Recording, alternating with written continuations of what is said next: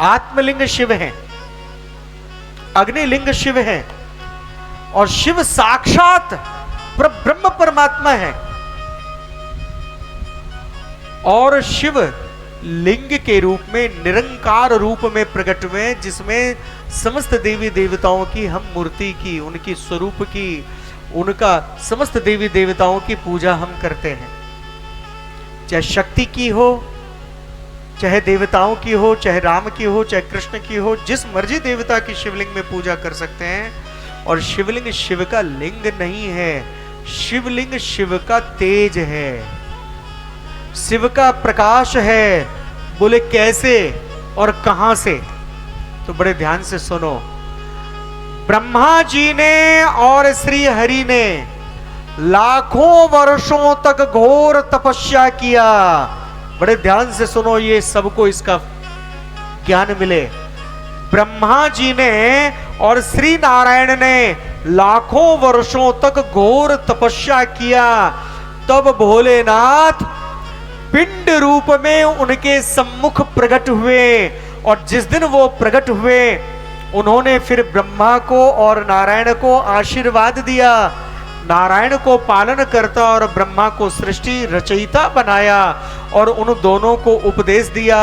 और जिस दिन लाखों वर्षों की तपस्या करने के पश्चात दिव्य ज्योति रूप लिंग जो प्रकट हुआ था, दिव्य प्रकाश रूप ज्योति रूप जो लिंग प्रकट हुआ था, वह शिव का आत्मलिंग जो तेजलिंग अग्निलिंग जो प्रकट हुआ था, वह लिंग शिव की शक्ति, शिव की एनर्जी है, शिव का पावर है। और नारायण के सम्मुख प्रकट हुआ। और जिस दिन प्रकट हुआ और नारायण को उपदेश दिया, ज्ञान प्रदान किया, उसी दिन श्री हरि ने कहा, हे प्रभु, ये दिन जगत याद रखे और आपका लिंग दृढ़ रहे और जगत इसको याद रखे, तो ये लिंग चराचर जगत में विद्यमान हो और सब शिवलिंग की उपासना करे और ये दिन यादगार बन जाए। उसी दिन से शिवरात्रि पूजते हैं। कब से?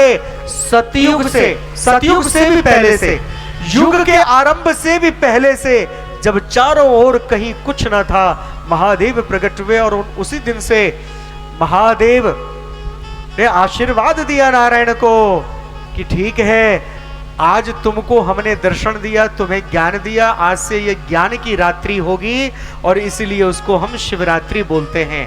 उसी शिवरात्रि में, उसी शिवरात्रि वाले दिन पार्वती का भी त्रेता युग में विवाह हो गया था शिव के साथ।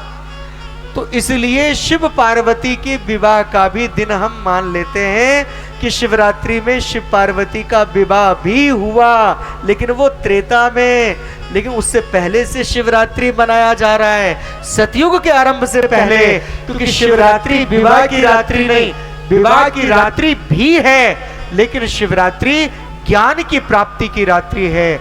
इसलिए अमृत वेले से शिव का ध्यान करें। अब आप समझ जाएं, शिवलिंग कोई लिंग नहीं है जो औरत छुए नहीं। समझ गए? अब कल प्रश्न करना, कागज पे लिख के भेजना, फिर बात करेंगे, ठीक है? प्रश्नोत्तरी ही नहीं चलेगा ना, आगे कथा भी करना है ना, कल लिख के लाना। जैसे वो लिख के लाई ना, ये देखो, तो कोई भी लेके आओ। तो स्त्रियों को शिवलिंग का स्पर्श करना चाहिए या नहीं करना चाहिए? मेरे ख्याल से उत्तर मिल गया, सबको मिल गया। क्योंकि शिवलिंग लिंग नहीं है, शिवलिंग ज्ञान है, शिवलिंग ब्रह्म है। और स्त्री क्यों ना करे, वो मां है। शिव सबके बाबा हैं।